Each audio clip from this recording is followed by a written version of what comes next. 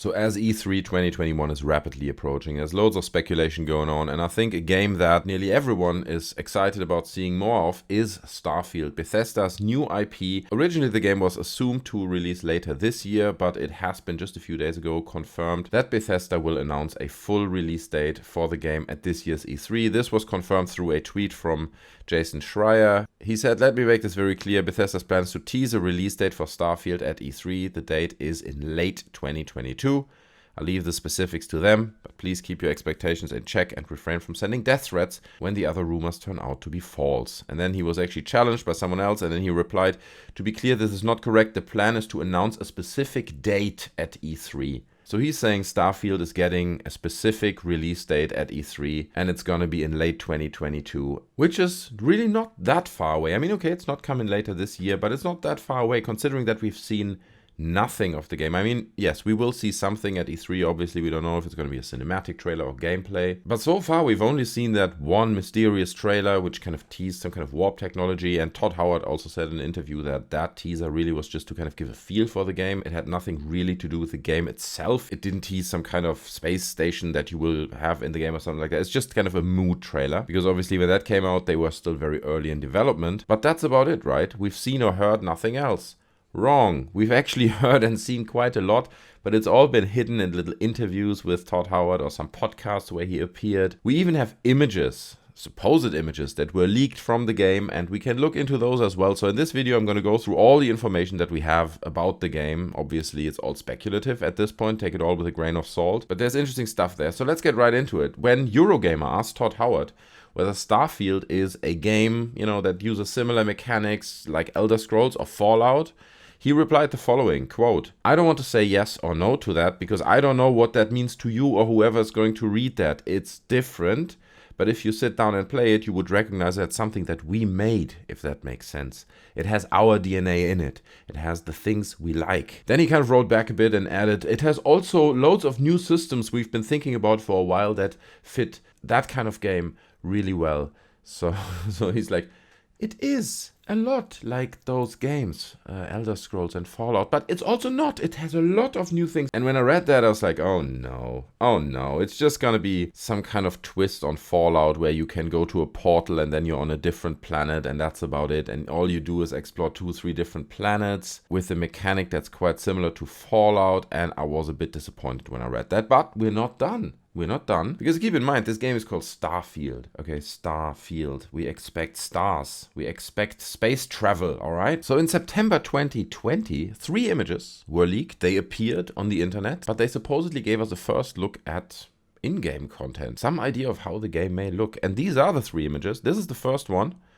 We can see it is quite reminiscent of Fallout, isn't it? The perspective of the third person. I mean, look, they might have just adapted it and it's temporary, it might all change, but this kind of tells me that it is, or at least it has some kind of third person element. You can see it's probably, I mean, I can only judge from Fallout, right? But look how shadows are missing down here where this geometry meets. I understand it's all rough, right? And this is not even confirmed to be part of the game, but it does look like something that would come out of the Fallout engine. Not only how the third person looks, but also how the geometry looks. And that disappoints me a little bit because already with Fallout 76, I think the outdated engine didn't really do the game any favors. And if they make the same mistake here, going for the same engine again and trying to ride that horse, this time in some kind of sci-fi setting and twisting the assets to be more sci-fi, I don't know, man. I don't know. But again, it's early. I don't want to judge. But what verifies this image, at least to a small extent, is that down here in the corner, you have the health and stamina bar.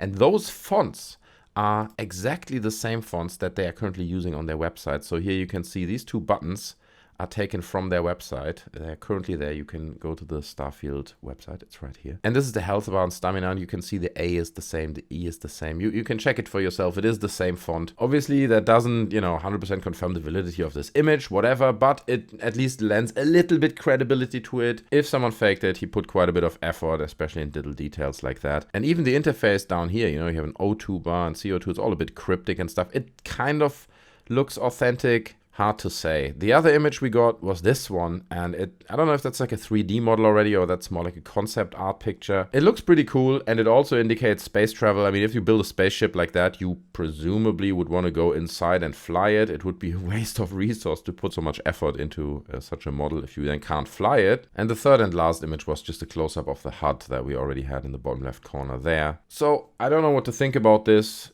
To be honest, it looks fairly authentic to me. It looks like something that was in early development. That's why it's unfair to kind of judge it just because a few shadows are missing. But it is slightly concerning. If they go back to the Fallout engine and try to twist that again, we already know that engine had massive problems with the complexities of Fallout 76. I love the art. I love the spaceship. I think it looks cool, the direction they're going. I think a space sci-fi game is a good idea in general, but it really has to feel like a next generation Bethesda game. It can't be a rewrite. And Howard actually commented on that. Todd Howard said in an interview with Major Nelson, apparently he was on his podcast, and he said Starfield is, quote, a major engine rewrite compared to Bethesda's previous games. I always remember that presentation at E3 where they teased Fallout 76, and they were like, yeah, you might forgive us if a few things happen, but we can do this, and it's a complete rethink of the Fallout idea, and and he's teasing it with all that marketing blurb, and in the end it was such a huge disappointment. So when he says something like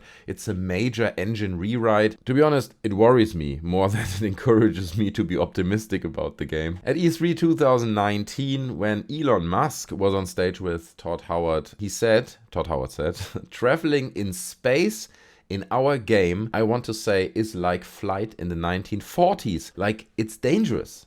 It's still dangerous to go and explore, even though loads of people do that. And I mean, that confirms spaceflight in Starfield. I guess the image, if we want to take that leaked image for what it promises to be, then we have the combination of 3D landing on planets, walking around, and spaceflight. And I do like the idea that he says, spaceflight is dangerous. It immediately made me think of like it being a strong contrast to, for example, No Man's Sky, where spaceflight is never really dangerous. You just have to gather the materials you need, which you kind of find everywhere, and you can go anywhere you want. Your spaceship is not really destroyed. You always feel very safe when you're in space. But imagine a game where you have to fix your spaceship, and then it kind of all just barely holds together, and then you just have to jump from this one planet to that planet. That's the only thing you can do. You don't have enough fuel, and you have to duct tape pieces to it. It barely holds, and when you land on the other planet, your ship is like a wreck again, and you're gonna have to revive it to get to the next planet. I like this kind of idea because I don't think we're gonna see a Starfield where you have an infinite universe where you can descend hours into space and still find planets. It's not gonna be that. It's gonna be some kind of limited world, but if they manage it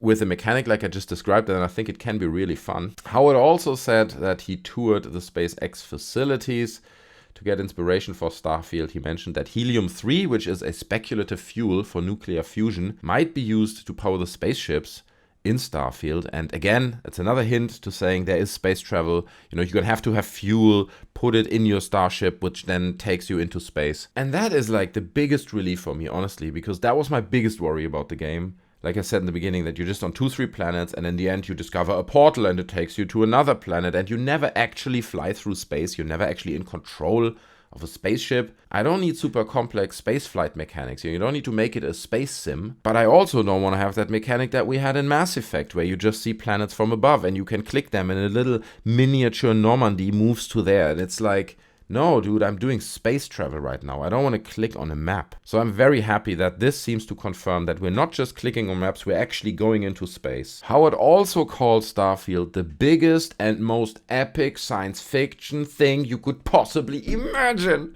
I mean, Todd Howard clearly went to some kind of marketing school, right?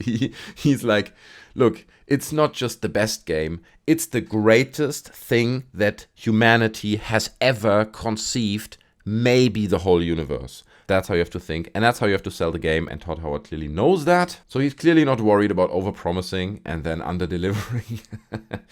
Let's see. If you want to know my personal prediction for E3, what we're going to see from Starfield, I think we're going to see a very, very custom-built gameplay simulation. It's going to say, all captured in engine, and it's gonna look like it's gameplay at first glance, but we know how these E3 demos are, right? It's just a facade they build around. So I think they're gonna sell it as gameplay, and they're gonna show us something in engine, and I hope that they're gonna tease us a little bit with, you know, the things doing on planet, fixing a spacecraft, going into space, landing somewhere else, if that's possible, because that's kind of my main point of interest in the game, to have that flexibility to really explore space and planets and really immerse myself into a genuine universe. So I think we're gonna see more than just a cinematic trailer. It's my personal view on things. I don't know anything, but what do you think? What are we gonna see at E3? Are they gonna show full-fleshed gameplay trailer and then afterwards 30 minutes extra gameplay after the show? Considering the game comes out late next year, do you think they are ready to show that? Leave all that down in the comment section below. I read all the comments. I'd be very curious to hear your thoughts. Also, let me know, what do you think about those leaks, specifically the images, right? Do you think that's real?